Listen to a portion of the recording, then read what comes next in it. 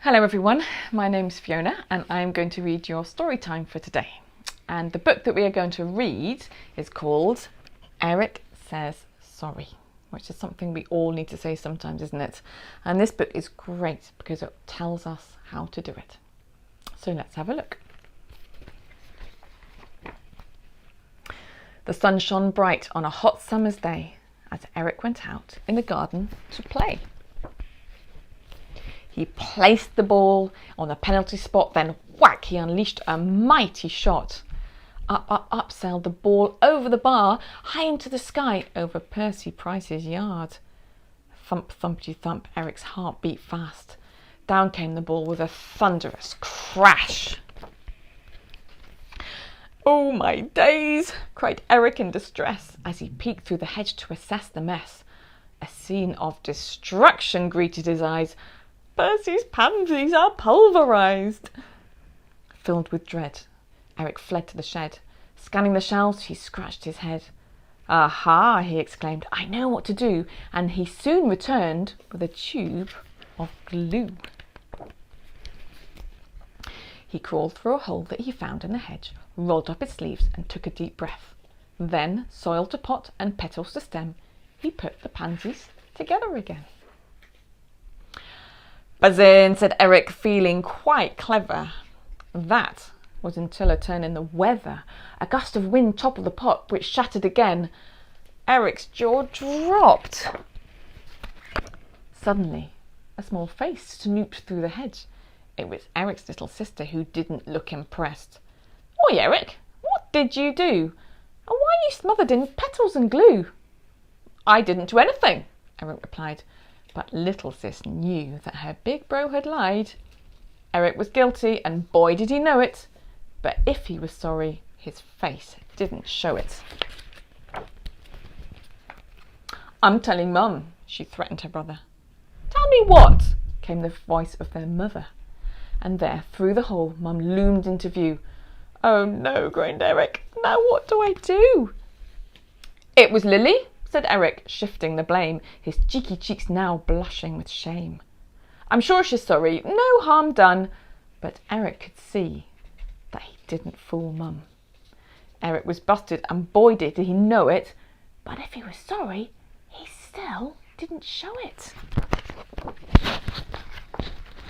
"Don't tell Dad," Eric cried in despair.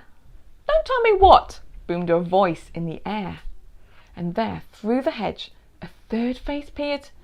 With all of it, the hope of escape disappeared. Dad," stuttered Eric. "What a surprise!" But the panic in his eyes could not be disguised. "Hey, Eric," called Dad. "What's occurring?" "Eric the vandal," said Lily, stirring. "Well, it could have been worse," Eric insisted. "I didn't smash a window like Lily once did." Eric was squirming and twisting and turning, but his distraction tactic was crashing and burning. Eric was guilty, and boy did he know it. But now he was sorry, and his sad eyes showed it.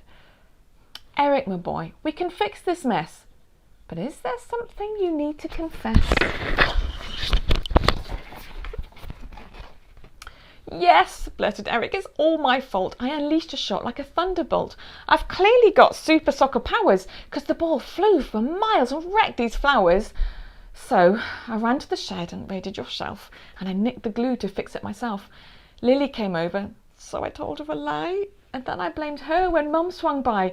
And now you're here, and I feel so bad. I'm really, really sorry, Dad." His father smiled and reached out his hand. "You're forgiven. Now hurry, 'cause Dad's got a plan." Quick as a flash, Eric dashed back through and was met with hugs, despite all the glue. They cleaned him up and then popped to the shop to purchase a pot for Percy's plot. Eric held up a coin. "It's all I've got." "Don't worry," said Dad. "I've paid for the lot." "Thanks," said Eric, "but I don't deserve it." "You're right," said his dad, "but no one's perfect. Learn this lesson and never forget it. This is called grace, and grace is epic. What's grace? Asked Eric. Well, said his dad, it's undeserved kindness when we've been bad. We all mess up, but God loves us still. Grace puts things right, and it pays the bill. Amazing, said Eric. But how does he pay? Son, whispered Dad, there was only one way. Jesus paid for our sins with his blood on the cross. Wow, exclaimed Eric. Grace costs a lot. Dad, declared Eric, grace is cool. I just hope that Percy thinks so too. Eric trudged up the path to Percy's door. He knocked, then waited, then knocked once more. The door creaked open, and there was Percy. Eric held up the pot and pleaded for mercy. I smashed your pot and destroyed your pansies. I'm so sorry, Percy. Please forgive me. Percy gently took the pot. Thank you, Eric. This means a lot. You've learned your lesson, I can tell. All is forgiven. I wish you well. The grateful lad walked home with his dad, amazed that grace had made him unsad. Eric was loved, and boy did he know it. His sorry was gone, and his big smile showed it. And that's the end of our story for today. I hope you enjoyed it.